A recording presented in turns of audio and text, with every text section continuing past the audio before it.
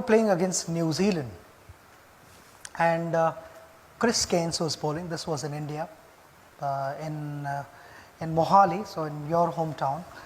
The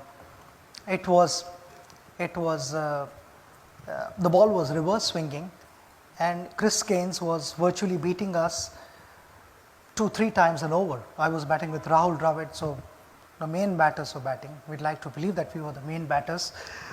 And we were getting beaten, and we were sort of clueless because we couldn't see the shine. Sometimes the surfaces are such that it becomes a little difficult to figure out which side is the shiny side and which is the rough side. I expect all you guys to know what reverse swing is. Reverse swing is wherever the shiny side is, the ball starts to go in that direction. Even if the bowler wants the ball to go in the opposite direction, it will not go because of the imbalance and the surface of the ball. So Chris had started doing that, and I met with Rahul in the middle of the wicket, in the middle of the over. I said, I've got an idea. And he said, do you want to share it now or after the over? I said, I'll share with you after the over, but it can work.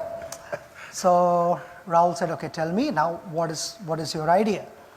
I said to Rahul, I am closer to the bowler, and when he's walking back on the run-up, I need to stand here. When he's walking back onto his run-up, I would be watching him closely, and I'd be watching the ball. Which side is the shiny side and which side is the rough side? So Rahul said, then what happens after that?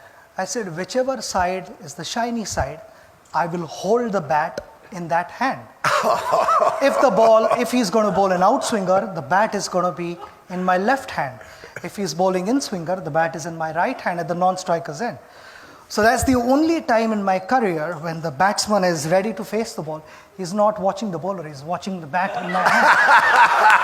So he's very good. So Rahul is watching me, and suddenly you see a couple of cover drives being hit for boundaries, and on drives passing piercing mid-wicket and mid-on, and Chris is like wondering, these guys were getting beaten a couple of times every over, and suddenly I'm giving away a couple of boundaries. There's definitely something wrong. So all the fielders were watching me because I was, watching Chris and not Rahul. And normally no batsman stands facing the bowler. He would be like facing the other batter. And then I would quickly change the bat, and by then they had sort of figured out that there is something fishy.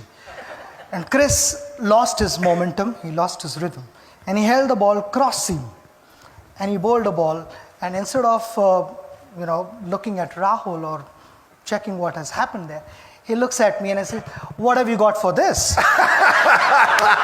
Chris didn't realize that I had also warned Rahul that if I don't know what is coming, I'm going to hold the bat in the middle.